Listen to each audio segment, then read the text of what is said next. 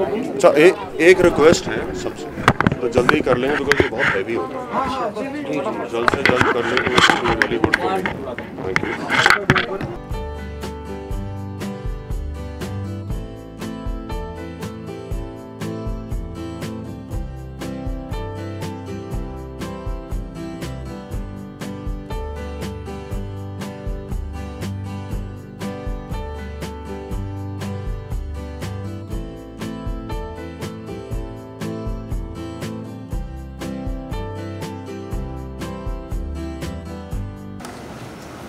श्री राम। जय Shri Ram.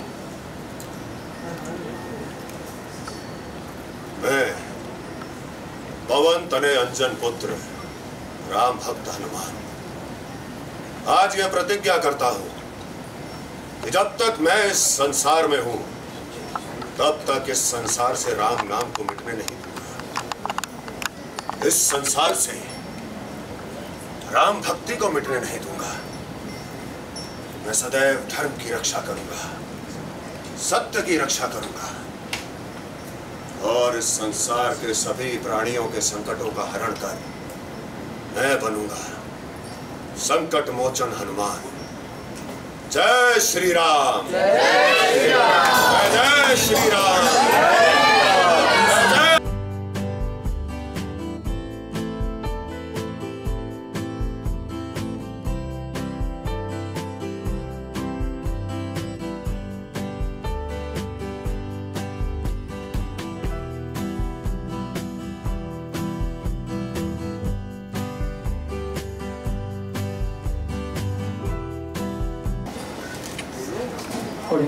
Ladies and gentlemen, now if you have any questions for Lord Hanuman, you're free to go. अरे कहाँ उधर? अरे ये टेबल हटा दो ना, सेंटर में कर दो। टेबल हटा के सेंटर में। काम खत्म हो गया। आओ ना। टेबल हटा दो। इधर ले लो पीछे। सेंटर सेंटर आ जाइए। Centre centre. अरे बस अरे।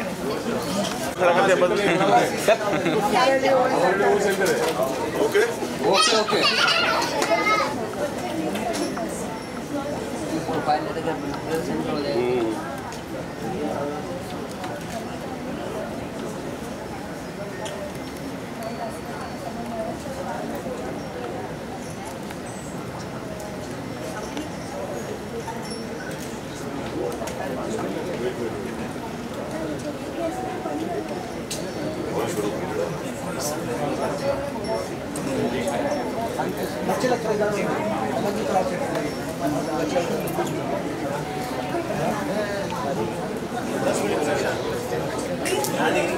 चालू है इधर।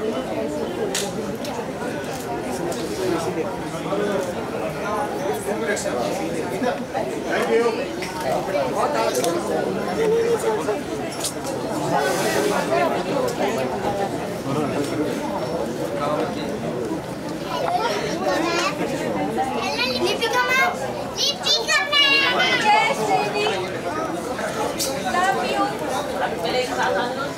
बच्चों सर बुला रहे हैं।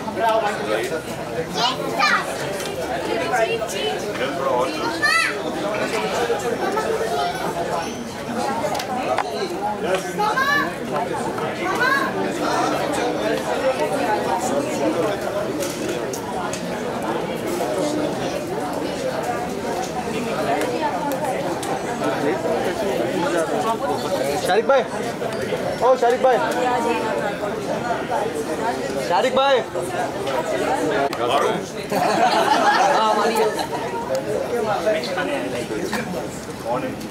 कौन है भाई?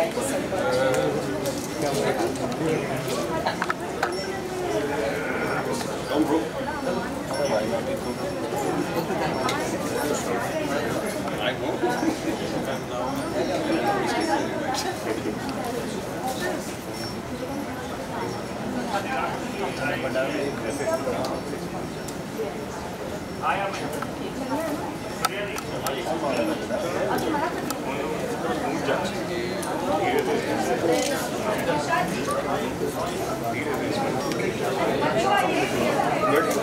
शारिक भाई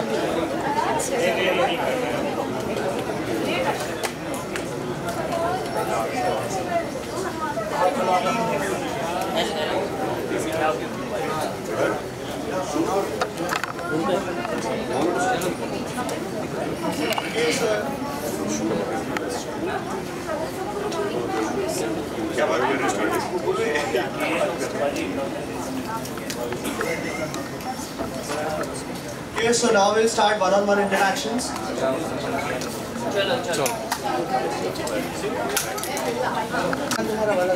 अरे कृष्णा कृष्णा भाई पीछे करो ना। हाँ करूँगा ना। फिर अभी झंडा क्यों कर रहे हो? हट जाओ अभी कैमरा के सामने से तो हटो। अरे यार अरे कैमरा अभी बता तू मुझे।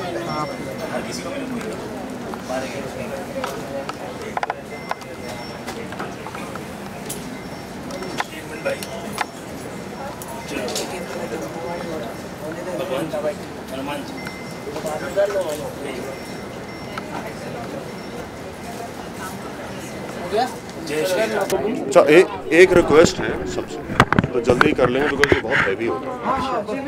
जल्द से जल्द कर लेंगे वेरी गुड। Thank you. सबसे पहले जानना चाहेंगे दंगल टीवी पे इतना अच्छा शो आ रहा है जो है जय हनुमान, क्या कुछ लोगों को सीख इससे मिलेगी, कितना मैसेज आएगा? इससे सबसे बड़ी सीख तो ये है कि ये हनुमान जी की लाइफ है जो हम दिखा रहे हैं।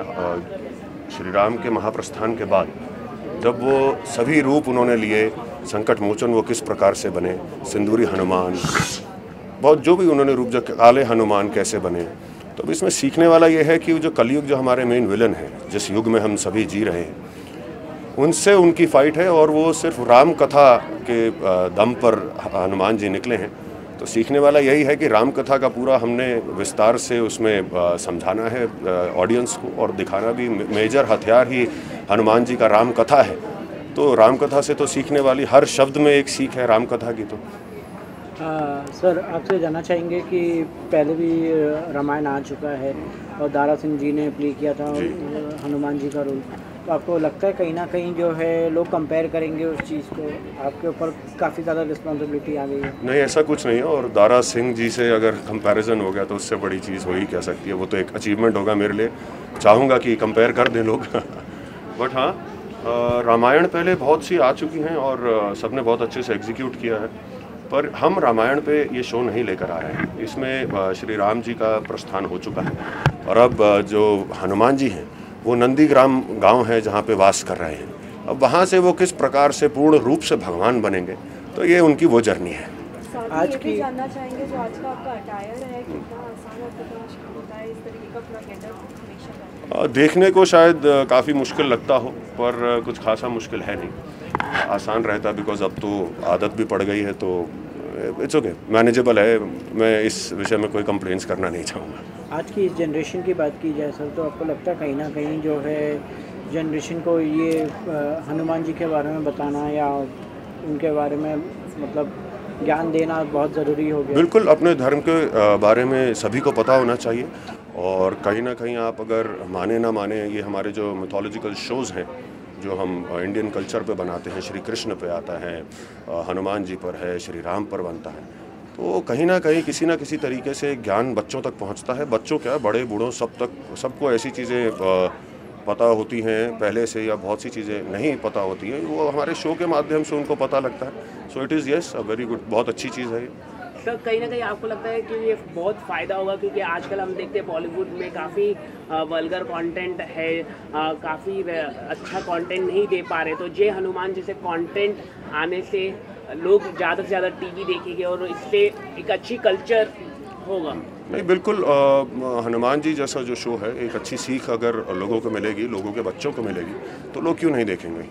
ये तो एक एड ऑन है टू द सोसाइटी। एक ना करते भी हम एक बहुत अच्छी चीज़ पेनिनसुला पिक्चर्स कर रहा है एक सोसाइटी के लिए, So yes, it will help. इसके पहले भी आपने बहुत से किरदार निभाए होंगे, जब आपको ये किरदार का पता चला कि आपको ये किरदार निभाना है, कैसा रिस्पॉन्स?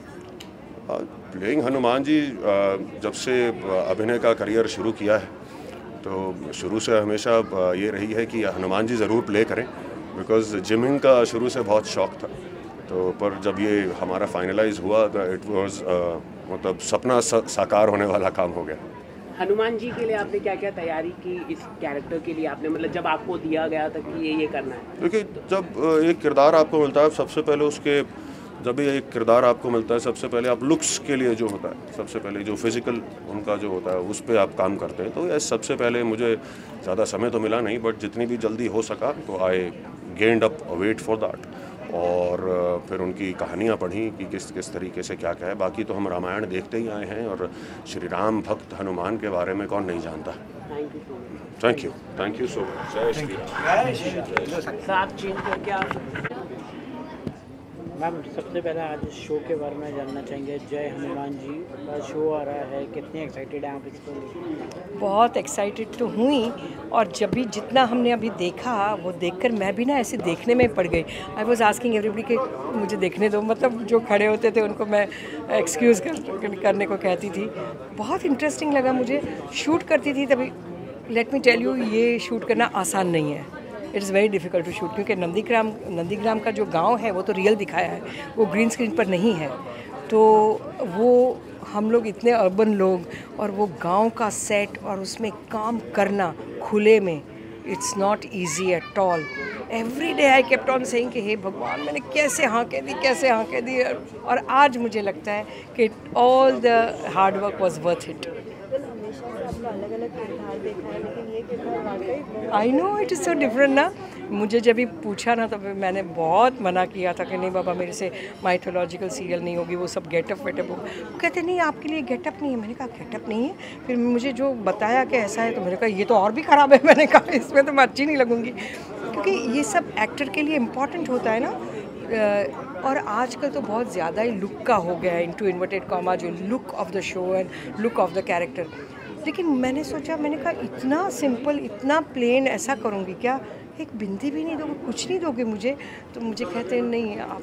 और जब मैंने कपड़े देखे तो मैं थोड़ी ऐसी हो गई थी कि पता नहीं कैसी लगूँगी मैं। लेकिन आज मैं जब देख रही थी ना, तभी सडनली वो सब मुझे नहीं दिखा, सिर्फ मुझे स्टोरी और परफॉर्मेंस दिखा, और मुझे ऐसा लगा लोगों को मैं पसंद आऊँगी ऐसा।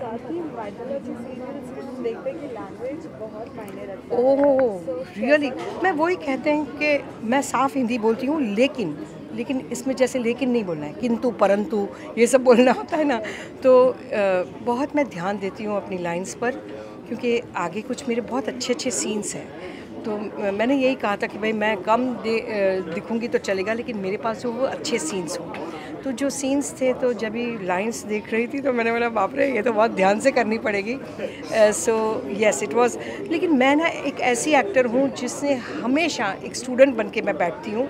जब भी मैं अपने राइटर के सामने या डायरेक्टर के सामने बैठती हूँ, तो मैं उनसे पूछती रहती हूँ कि am I doing it right, मेरी नोट करेक्ट है। हमेशा मेरा ये रहा है। तो इसमें तो मैं ख़ास पूछती हूँ कि मैंने अच्छा करेक्ट किया कि नहीं, ठीक रहा, ये मैं पूछती रहती हूँ। तो yes, it is a learning experience for me, and I think I am going to enjoy it. साथ ही हमने देखा कि हनुमान के साथ एक जो बच्चों की पैटर्न है, हमेशा राखी माता के आई नो, सेट पे जब सभी इतने अच्छे वाले बच्चे हैं ना, इतने they are so talented all of them.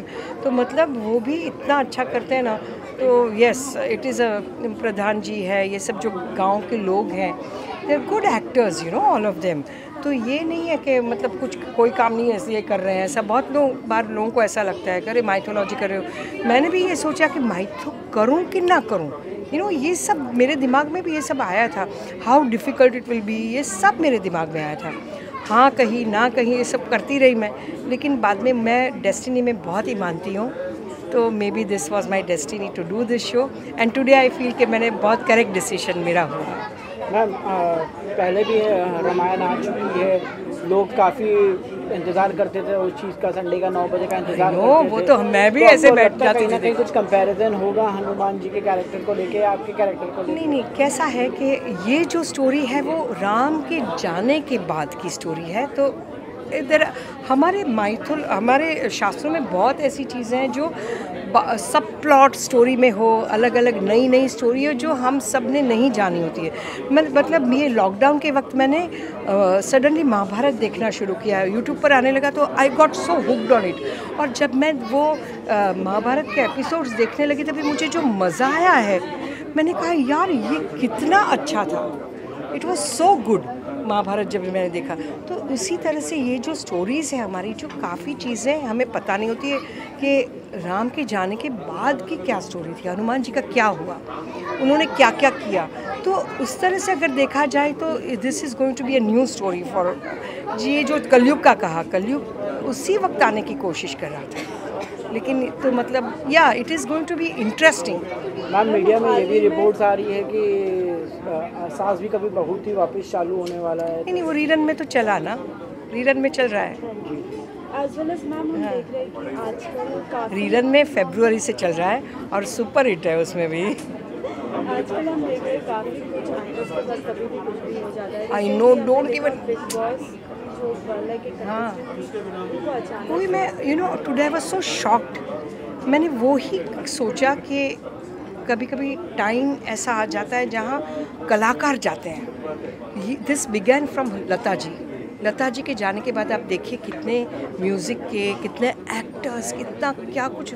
I just hope कि ये टाइम ख़त्म हो और ऐसा ना हो, बट यंगर लोग जा रहे हैं, वो मुझे बहुत शॉकिंग लगा है। एंड कार्डियक अरेस्ट से सडनली अभी है नहीं है, कि इट इज़ सो शॉकिंग ना कि शॉक में, और we are not being able to react to it also, process भी नहीं कर रहा है mind. So I was so taken aback. तो अभी मैं जैसे बोल रही थी वैसे हम ना इंडियंस अपनी हेल्थ पर ध्यान नहीं देते हैं, तो अभी हमें ये तय करना होगा कि ईयरली चेकअप्स होने चाहिए, हाफ ईयर में चेकअप होना चाहिए, आपकी एज के हिसाब से आपको ये सब करना चाहिए। और दूसरा मैं डेफिनेटली ये कहूँगी कि हमारी लाइन बहुत इनसिक्योर लाइन है, और इसलिए जब भी काम आता है ना तो मर के कैसे भी करके काम ले लो और काम करते रहो, ये जो होता है, no, now it should not be happening. जैसे हम लोग 12 घंटे शूट करते हैं, इतना ट्रैवल करते हैं, कम्यूट करते हैं, ये नॉर्मल नहीं है। हम मैंने इतने सालों तक, मतलब मैं कोई डॉक्टर के टाइम में मैं कभी फ्री नहीं हूँ, बैंक के टाइम में फ्री नहीं हूँ, कभी कोई ऐसे टाइम में फ्री ही नहीं रही हूँ मैं। तो अब मुझे लगता है कि no, we have to take care. और मेरी डॉटर ने आज ही जैसे इनके बारे में सुना ना, हम लोग पढ़ रहे थे, and she said I am so now worried because I don't have brothers and sisters. My daughter is an only child, but we will all be left alone if something happens to any of us. So ये डर तो definitely shocking है। Lastly सभी fans के लिए आपकी तरफ से क्या मैसेज? सब फैंस को मैं यही कहूँगी कि मैंने बहुत सालों से बड़ों को, छोटों को, सबको मैंने एंटरटेन किया है, और फिर से आई हूँ दंगल चैनल पे, जिस पे मैंने एक भी बार काम नहीं किया था। मैंने बाकी हर चैनल पर काम किया है, तो बस आप देखिए। और ख़ासकर हनुमान जी में आपको भी बहुत मज़ा आएगा और बच्चों को भी बहुत मज़ा आएगा। So as a show I enjoyed it. So मुझे ऐसा लगता है कि बड़ों को भी बहुत मज़ा आएगा। Thank you ma'am. My pleasure.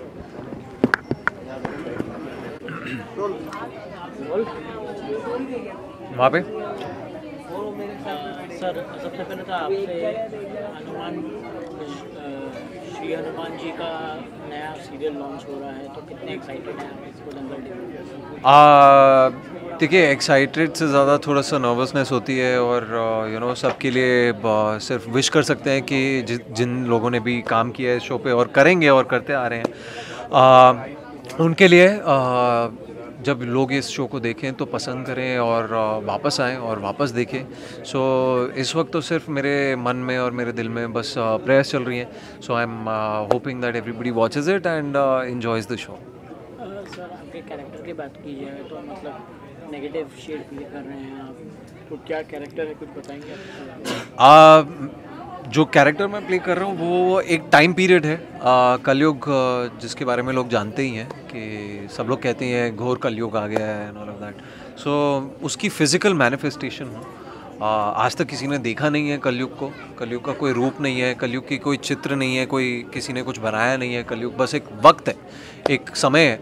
सो इस टाइम पीरियड को प्ले कर रहा हूँ मैं, जो अपने समय से पहले आने की कोशिश कर रहा है और हनुमान जी उसे रोकने की कोशिश कर रहे हैं। और उसी बीच में, इसी लड़ाई में, इसी युद्ध में अलग अलग कहानियाँ जो अब तक किसी ने देखी नहीं है, जो मोस्टली जनता को नहीं पता है, वो राइटर्स और चैनल और प्रोडक्शन लाने की कोशिश कर रहे हैं। सो कुछ नया करने की कोशिश कर रहे हैं, होपफुली कर पाएंगे।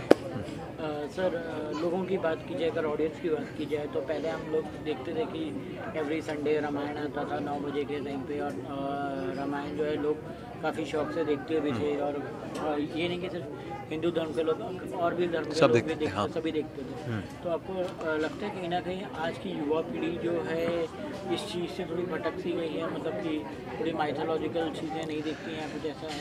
नहीं, ऐसा नहीं है कि भटक गए हैं। देखिए, बड़ी सिंपल सी बात है, हमारी कंट्री में एक चेंज आ रहा है। there's a huge change, technological change है। पिछले 20 सालों में इतनी सारी चीज़ें बदल गई हैं, इतना कंज्यूमरिज्म बढ़ गया है, नई नई चीज़ें आ गई हैं। आप 2 सेकंड में, अब अटेंशन डेफिसिट हो गया है लोगों को। आप 2 सेकंड नहीं होता आपके पास फ़ोन नहीं होता, आप फ़ोन चेक करते हैं हर किसी में। और वो सिर्फ हम यूथ में नहीं है, वो ओल्डर लोगों में भी आप देखेंगे तो आदत पड़ गई है। 60-70 की एज में भी जो लोग हैं, टीवी या कंप्यूटर या फिर फ़ोन, डिस्ट्रैक्शंस बहुत सारी हो गई हैं। सो और इतना कुछ है देखने को, तो लोगों के पास चॉइस ज़्यादा हो गई है। उस टाइम पे हमारे पास चॉइस ही क्या होती थी? लेट 80s में और अर्ली 90s में गिन के तो कुछ चैनल्स होते थे और वही सब कंटेंट बनता था। लोग, हर कोई, पूरी फैमिली वही बैठ के देखती थी। अब इतनी सारी चीज़ें बन रही है, इतने सारे चैनल, इतनी सारी कहानियाँ बन रही है, जिसको जो देखना है वो देखता है।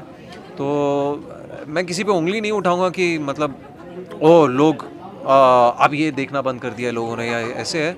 बस वक्त की बात है, वो चॉइस बहुत ज़्यादा है और लोग अपनी चॉइस को एक्सरसाइज कर रहे हैं। बस जो कलयुग का कैरेक्टर आप प्ले कर रहे हैं, तो रियल लाइफ में अगर आपको कलयुग बना दिया जाए, तो ऐसा कौन सी चीज़ है जो आप हटाना चाहेंगे या दूर करना चाहेंगे? यार, कलयुग का कैरेक्टर जो आप लाना चाहेंगे आउट एंड आउट नेगेटिव है। सो मैं तो कोशिश कर रहा हूँ कि मैं अपने अंदर से नेगेटिविटी हटाने की कोशिश करूँ। तो मैं तो नहीं चाहूँगा कि ऐसा कुछ मुझे ऐसी कोई पावर मिल जाए। अगर अच्छी पावर मिलती तो बहुत अच्छा होता, लेकिन वो अच्छी पावर हम सब कोशिश कर सकते हैं अपने अंदर का राम जगाने की, अपने अंदर का भगवान जगाने की, और अपने आसपास के लोगों का ख्याल रखने की, और जितना कोशिश करें कि तकलीफ़ ना दे लोगों को। बस that's the only thing. Ramayan की बात की जाए तो उसके सारे कैरेक्टर आइकॉनिक थे, और मतलब कि काफ़ी लोगों ने रावण को भी पसंद किया, राम को भी पसंद किया। तो आपको लगता है कहीं ना कहीं आपका कैरेक्टर भी अगर लोग देखने लगे और तो आपका कैरेक्टर भी लोगों को पसंद है? मेरी कोई उम्मीद तो नहीं है, पर अगर ऐसा हो गया तो बहुत अच्छी बात है। मतलब मैं I will be very grateful, मैं बहुत शुक्रगुजार हूँगा अगर लोगों ने पसंद कर लिया। बट मैं कोई ऐसे उम्मीद रख के नहीं चल रहा हूँ, मैं बस अपना काम करने आया हूँ, मैं अपना काम कर रहा हूँ। और ऐसा बात भी ये है कि ये कैरेक्टर ऐसा है कि आज तक कभी किसी कहानी में बताया नहीं है, किसी कहानी में सुना नहीं, नया है। हो सकता है लोग एक्सेप्ट ना करें, हो सकता है लोग एक्सेप्ट कर ले। अगर एक्सेप्ट कर लिया तो थैंक यू सो मच, अगर नहीं किया तो फिर I tried my best and that's all I can say. आपके हिसाब से क्या यूएसपी रहेगी सीरीज़ की, या जो टैगलाइन है शो की, अनदेखी अनसुनी कहानियाँ श्री हनुमान जी की, वो टैगलाइन है। मतलब हर कोई जानता है उनके बारे में, लेकिन उनकी कुछ कहानियाँ हैं जो शायद मैं भी नहीं जानता, शायद बहुत लोग नहीं जानते होंगे, और उन तक वैसी कहानियाँ पहुँचेंगी तो ये यूनिक यूएसपी है उसकी। Thank you so much.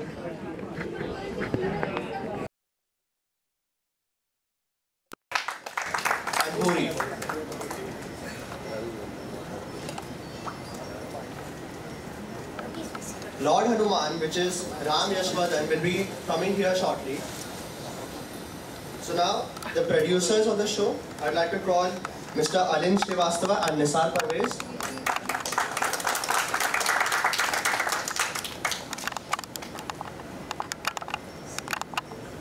And concept and show writer, Mr. C.L. Sahani. You want to round of applause.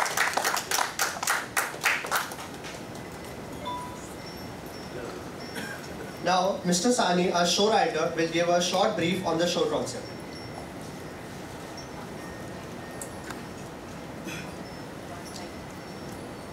Hello, नमस्कार। आज हम सब के लिए बड़ा खुशी का दिन है, बड़ा उत्साह का दिन है। और मैं सबसे पहले शो के बारे में एक बात कहना चाहता हूं कि आज तक सबने हनुमान देखे होंगे बहुत सारे रूपों में। आपने बाल हनुमान देखा होगा, राम के साथ हनुमान देखा होगा, लेकिन इस शो की सबसे खूबसूरत बात यह है कि आज से पहले हनुमान कभी इस रूप में हिंदुस्तान में नहीं दिखाया गया है। आज से पहले कभी भी हिंदुस्तान में हनुमान की ऐसी कहानियों की बात नहीं की गई है। तो इस शो की, इस कॉन्सेप्ट की यही खूबसूरती है कि हम लोग वो कहानियाँ देखने वाले हैं जिनके बारे में कोई नहीं जानता है। इसलिए शो का नाम भी है कि महाबली हनुमान की अनसुनी गाथाएं। तो मैं कॉन्सेप्ट के बारे में बात करूंगा कि हिंदुस्तान में कई सारे ऐसे चिरंजीवी हैं जिनको आज तक कहा जाता है कि वो संसार में आज भी रहते हैं। हनुमान भी उन्हीं में से एक है।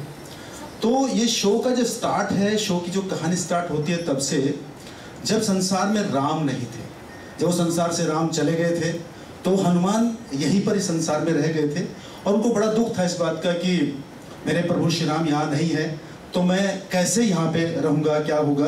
तो उनको बड़ी जिम्मेदारी दी गई कि उसके बाद आप देखिए, तब से लेकर के राम काल से लेकर के आज तक भी राम की ऐसी सारी की सारी पुराणों में बहुत सारी जगह पे उनका एक परिचय मिलता है, उनके रहने की बात मिलती है कि वो है यहाँ पे।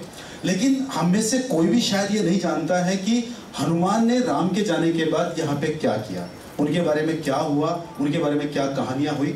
तो ये शो पूरा का पूरा जो है वो राम के बाद हनुमान की जो गाथा है, चाहे फिर वो त्रेता युग से लेकर के द्वापर युग और आज का कलयुग। कलयुग में तो देवता की तरफ पूजे जाते हैं, लेकिन आपके त्रेता युग में और द्वापर युग में वो मेन रूप से वो थे उस वक्त पे, क्या नाम, कैरेक्टर के रूप में भी थे, क्योंकि महाभारत में भी कई सारे ऐसे प्रसंग आते हैं जहाँ पर भीम के साथ उनकी मुलाकात हुई है, कृष्ण के साथ में भी है। लेकिन आज के कलयुग में अगर देखा जाए तो सबसे ज्यादा जो पूजे जाने वाले भगवान है वो हनुमान जी हैं। बहुत सारे मंदिर उनके बने हुए हैं। तो कॉन्सेप्ट को लेकर के हम जब बात कर रहे थे चैनल के साथ में, ये हमारे निसार सर हैं, अलिन सर हैं, तो इनसे बात हुई कि हम लोगों को एक ऐसा शो बनाना चाहिए जो आज से पहले हनुमान के बारे में कभी कभी देखा नहीं गया है। तो हम लोगों ने उसके बारे में सोचना शुरू किया, बहुत सारे रिसर्च की गई, बहुत सारे पुराण पढ़े गए, तब जाकर के हमको लगा कि हाँ, ये एक अलग बात है जो आज की पब्लिक से पूरी तरह जुड़ती है। क्योंकि राम के साथ हनुमान को तो बहुत बार देखा गया, उनकी कहानी सबको पता है कि वो लंका गए, सब कुछ हुआ। हमने फिर देखा कि हिंदुस्तान में ऐसे कितने मंदिर हैं। आप देखिए, मैं बात करूँ कि काले हनुमान की बात है जो दक्षिण में मिल जाते हैं, पंचमुखी हनुमान है, आप जानते होंगे आपके घरों में कहीं पे भी आपका कोई साउथ का घर होता है, दक्षिणमुखी घर होता है, तो घर के बाहर आप देखो पंचमुखी हनुमान की मूर्ति लगाई जाती है। दूसरा, अगर मैं आपको एक जिक्र करूं, आपने बालाजी मेहंदीपुर हनुमान का बात का जिक्र किया होगा, देखा होगा आपने, जहाँ पर सारे प्रेत भूत पिशाच जिनकी वो सब वहाँ पे जाकर ठीक हो जाते हैं। तो ये सारे हनुमान के ऐसे रूप हैं जिनमें काले हनुमान है साउथ में है, और इसके अलावा अमित पूछ है, कई सारे नाम हैं उनके। मैं अगर बात करना चाहूँगा तो 40-50 नाम निकल करके आ जाएंगे। तो इस तरह की जो कथाएं हैं कि हनुमान पूरे देश में अलग अलग नामों से अलग अलग मंदिरों में किस तरह से स्थापित हुए, उनके पीछे की क्या कहानियां हैं और कैसे भक्तों के दुखों का उन्होंने निवारण किया, ये हमारे शो का पूरा टेक है। तो यही सब हम कहने वाले हैं। और दूसरी बात कि क्या हुआ, जो एक निकल करके आता है कि हनुमान उस टाइम पे जब राम जा रहे थे संसार से, तो संसार में कलयुग की मैं बात करता हूँ, जो हमारे अक्षय डोगरा जी ने निभाया इस कैरेक्टर को। तो कलयुग जो है राम के जाने के बाद में क्या होता है, जब भी कोई सकारात्मक शक्ति संसार में होती है पॉजिटिव, उसको ही डिस्ट्रॉय करने के लिए कोई नकारात्मक शक्ति आ जाती है। आप सभी जानते होंगे कि त्रेता हुआ, द्वापर हुआ, उसके बाद कलयुग जो आज हम लोग जी रहे हैं जिस काल में, तो कलयुग ने उस काल में ही आने की कोशिश कर दी थी शुरू। उसकी इच्छा ये थी कि वो द्वापर को लांग करके वो पहले से आ जाए और राम के, अब क्या है कि सत्यता संसार में स्थापित, आप कहते हैं कि राम राज स्थापित हो गया था राम के जाने के बाद में। तो कलयुग ये चाहता था कि वो संसार में स्थापित हो जाए राम के जाने के बाद में, द्वापर युग ना आए। तो कलयुग का पदार्पण हो गया, कलयुग आना चाहते थे, लेकिन कलयुग के आने का मतलब यह है कि संसार में जितनी भी धर्म की व्यवस्थाएं, जितने भी धर्म के काम स्थापित हुए थे, उन सबको डिस्ट्रॉय करना। लेकिन हनुमान को इसीलिए भगवान राम संसार में छोड़ करके गए थे कि संसार में मैंने जितनी भी स्थापनाएं की हैं धर्म की, जिन भी चीजों की, सत्यता की, राम राज की, उसकी आपको रक्षा करनी है। तो कलयुग जब आता है तो राम, हनुमान जी जो है वो राम की ध्वजा लेकर के उनके सामने खड़े हो जाते हैं और उनसे कहते हैं कि जब तक मैं संसार में हूं तब तक कलयुग तुम्हें संसार में प्रवेश नहीं कर सकते। और ये पूरा महायुद्ध है जिसमें उनके अलग रूप स्थापित हुए। और तब से लेकर के त्रेता से लेकर के द्वापर के अंत तक, जब श्री कृष्ण भगवान जो है इस संसार से गए थे, तब तक लेकर के 2 युग की मैं बात करता हूँ, 2 युग तक हनुमान जी ने कलयुग को संसार में प्रवेश नहीं करने दिया। और उसके बाद भी, जब इस शो के लास्ट में कभी जाएंगे, उसके बाद भी हनुमान जी ने ऐसी व्यवस्था की कि कलयुग पूरी तरह से एक चरित्र के रूप में संसार में नहीं आ पाए। उन्होंने ऐसी स्थापना कर दी कि यदि संसार में कोई धर्म के पालन करता है, कोई सत्यता की पालन करता है, वो पूजा पाठ करता है, तो कलयुग उस पर असर नहीं करते। कलयुग आज भी आप देखो कि संसार में ऐसे बहुत सारे ईमानदार लोग हैं, वो सिर्फ हनुमान जी के कारण है। उन्होंने ऐसी स्थापना की। तो ये इस तरह का शो है जो हमारी पूरी पब्लिक को हिंदुस्तान में पहली बार इस तरह का शो देखने को मिलेगा। और बाकी से तो मैं कह ही चुका हूँ। और हमारी जो प्राजक्ता जी यहाँ पे हैं, उन्होंने बहुत कमाल का इसमें रोल किया है। माई काकी का वो कैरेक्टर कर रही है। जो बच्चे हैं साथ में जितने भी सारे हैं, वो हनुमान की पूरी पालक मंडली उसको कहा जाता है। तो इस तरह का शो सेटअप है और मैं उम्मीद करता हूँ कि हिंदुस्तान में ये शो जो है सारे के सारे जितने रिकॉर्ड आज तक माइथोलॉजी के बने हैं उन सबको तोड़ेगा और जन जन तक ये जो हमारा शो है वहाँ तक पहुँचेगा। बहुत बहुत धन्यवाद। Thank you so much. देखने में काफ़ी इन्वॉल्व हो गई थी, इसलिए I had very good time जब भी मैंने ऐसे देखा तभी। हालांकि शूट करना इतना आसान नहीं होता है ये। As far as I am concern 2 वजह है मेरा ये शो करने की। सबसे पहले मैंने आज तक एक भी माइथोलॉजिकल सीरियल की नहीं थी और जितनी बार भी अलग अलग बार रामायण होने लगी, मुझे हर बार कौशल्या या कैकी ऑफर होता था, लेकिन मैं डर के मारे कभी हाँ नहीं कहती थी। जब ये शो मेरे पास आया तभी दूसरी वजह ये थी कि आज तक एक भी ऐसा चैनल नहीं है जिस पर मैंने काम न किया हो। So I worked on all the channels possible. जो शो चैनल्स अभी एग्जिस्ट नहीं करते उस पर भी मैंने काम किया है, तो दंगल पर काम करना बाकी था। So when I was offered this show, पहले तो मैंने हाँ कही, लेकिन उसके बाद में मैं काफ़ी डर गई थी क्योंकि जब भी जिसने कभी माइथोलॉजी की नहीं होती है उसके लिए ये बहुत डिफ़िकल्ट है ये शूट करना वगैरह। तकलीफ़ तो होती है, लेकिन अभी देखकर मुझे ऐसा लगा कि बहुत ही अच्छा लग रहा है। Thank you Naushad ji, thank you all of you and the production house is taking so good care of me. I mean मैं बहुत डर गई थी, लेकिन उन लोगों ने मुझे कहा कि no you will be taken care of, so I am doing it and I am really enjoying it. और आज जब मैंने देखा तो मुझे ऐसा लगता है जितनी भी मेहनत की सब ने वो रियली वो वर्थ रही, मुझे ऐसा लग रहा है। और दूसरा ये कि मैं बहुत डेस्टिनी में भी मानती हूँ, इसलिए हनुमान जी कहीं ना कहीं हम सब के लिए बहुत ही इम्पॉर्टेंट है। तो और ये स्टोरी अभी जो सुनाई वो मुझे पूरी की पूरी मालूम नहीं थी। दूसरी वजह मैं क्यों डर रही थी, क्योंकि मैं कितना भी साफ हिंदी बोलती हूँ, लेकिन उसके बाद भी जब ये हिंदी बोलना होता है, यदि, शीघ्र, किंतु, परंतु, ये सब जब बोलना होता है तभी डायलॉग्स पर भी ध्यान रखना है। तो मैं इसे एक लर्निंग एक्सपीरियंस के जैसे इसको पूरा ले रही हूँ। And now I am after watching this portion of the episode, I feel I am really going to enjoy doing this show further. So hopefully बहुत ही अच्छा। बच्चे सारे बहुत अच्छे हैं, हनुमान जी का रोल करते हैं वो बहुत अच्छे हैं, मेरे सारे कलीग्स बहुत अच्छे हैं। They really help me out in everything, क्योंकि ये गांव का जो सेट है उस पर शूट करना इतना आसान नहीं है। ये नॉर्मल सेट के जैसा सेट नहीं होता है जो खुला होता है। तो ये but everybody is taking care of me, I am enjoying a lot. And आज देखने के बाद मुझे ऐसा लगता है कि I will keep on doing this and I'm going to enjoy myself. Thank you so much, friends. Thank you the production house, thank you Dangal channel. So I'm going to come on Dangal for the first time. Hopefully it will be doing so well. मेरी सारे shows मेरे बहुत ही अच्छे हुए हैं, तो दंगल का ये शो भी बहुत ही अच्छा जाए, ऐसी मेरी एकदम अंदर से मेरी भगवान को प्रार्थना है। So thank you so much.